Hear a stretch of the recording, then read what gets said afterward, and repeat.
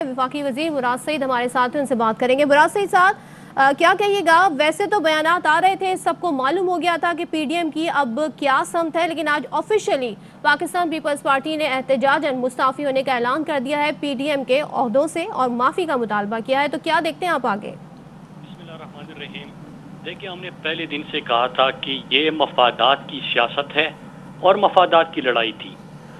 جب تک ان کے مفادات ایک جیسے تھے، اور آپ کو پتہ ہے، یاد ہوگا کہ فیٹ اپ کے قانون سازی کے موقع پر انہوں نے تحریری این آر او مانگا، وہ نہیں ملا، پھر اس کے بعد ان کا اتحاد بن گیا۔ اتحاد اگر قوم کے لیے ہو، اتحاد اگر عوامی ایشوز کے لیے ہو، اتحاد اگر پاکستان کے اور ملک کے اہم ترین معاملات کے اوپر ہو، تو وہ تو چل سکتی ہے، لیکن جب ذاتی مفادات ہو اور ذاتی مفادات میں ہی ایک دوسرے کے مفادات الگ ہو جائے تو یہ اتحاد نہیں چلتے۔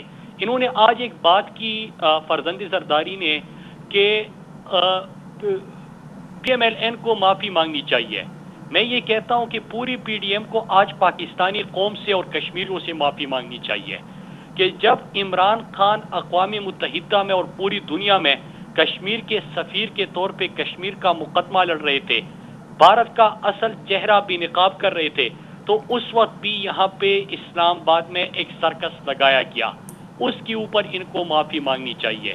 جب پوری دنیا عالمی وبا کا مقابلہ کر رہی تھی اور پاکستان کی پہلی لہر میں دنیا عمران خان اور پاکستان اور این سی او سی کے حکمت عملی اور فیصلوں کو خراج تحسین پیش کر رہی تھی، انہوں نے اس کرونا اور عالمی وبا میں نہ صرف سیاست کی بلکہ دوسری لہر میں انہوں نے جلسے اور جلوس کر کے پاکستانی قوم کا، لوگوں کا نہ صرف جان کو انہوں نے خطرے میں ڈالا بلکہ اس کے ساتھ پاکستان کی معیشت کو بھی نقصان پہنچایا۔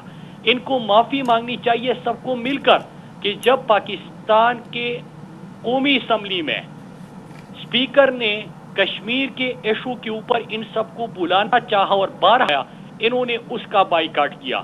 جب گلگت بلتستان کے حوالے سے اور ان کو صوبہ بنانے کے حوالے سے آل پارٹیز کو بلایا گیا، ان کے ہیڈز کو بلایا گیا، اس سے انہوں نے بائیکاٹ کیا۔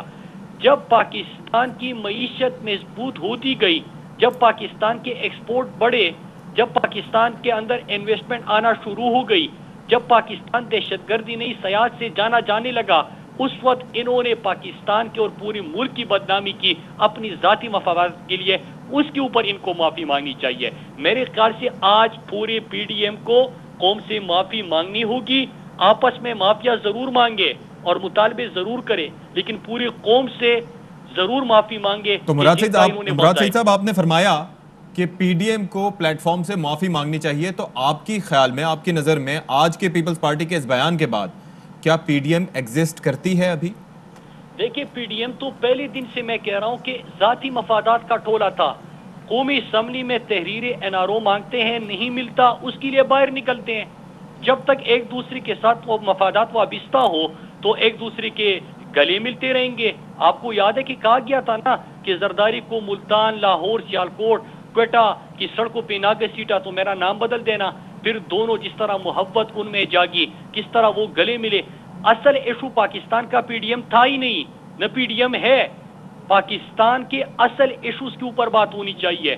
ہمیں اگر بات کرنی ہے، میں خود سمجھتا ہوں کہ جو پاکستان ڈیفالٹ ہونے جا رہا تھا، آج آپ نے معیشت کو آئی سی یو سے نکال کے استحکام دیا، اس کے اوپر بات ہونی چاہیے۔ جو ان کے دور میں پاکستان دہشت گردی سے جانا جاتا تھا، آج پاکستان سیاحت سے جانا جاتا ہے، ٹیررزم نہیں، ٹورزم۔ اس کے اوپر پاکستان کے بہتر امیج کے اوپر بات کرنی چاہیے۔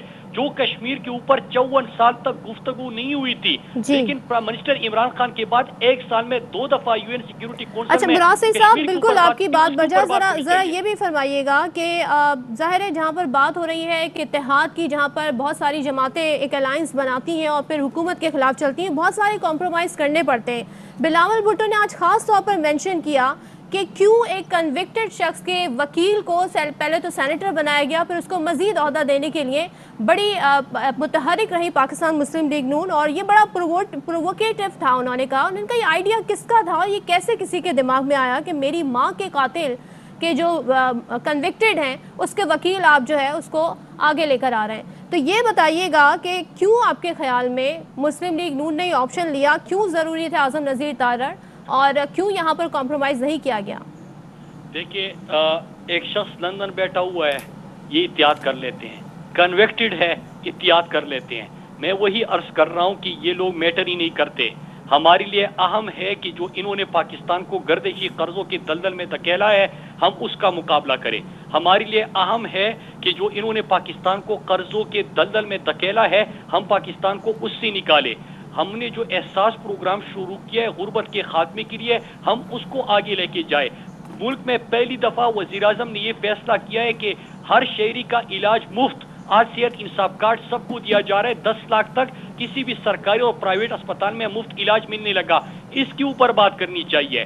ہم نے بات کرنی ہے پاکستان کے جو علاقے پسماندہ رہ گئے تھے, آج بلوچستان, سابقہ فاٹا جو کہ ضم شدہ اضلاع, پھر گلگت بلتستان, ان کے لیے پیکیجز آ رہے ہیں, ان کی ترقی کے دور میں داخل ہو رہے ہیں. ایک چیز بڑی امپورٹنٹ ہے, اپنے جس طرح سے ہم نے یہ دیکھا کہ 5 اگست کے بعد جس طرح سے وزیر اعظم پاکستان نے مسئلہ اٹھایا کشمیر کا, اقوام متحدہ کے پلیٹ فارم پر بات کی, اوور آل کشمیر کے سفیر بنے, لیکن بلاول بھٹو کہتے ہیں کہ جی 5 اگست کو جب بھارت کی جانب سے اقدام اٹھایا گیا تو وزیر اعظم نے کہا میں کیا کروں.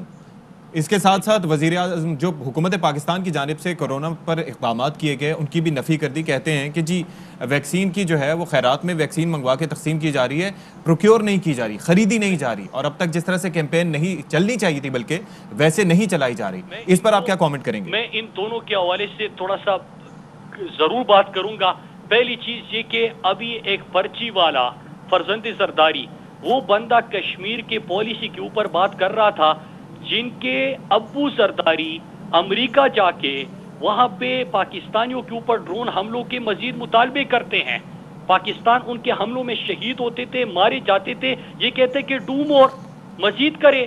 یہ وہ لوگ ہیں جو امریکہ جا کے NRO مانگنے کی کوشش کرتے ہیں.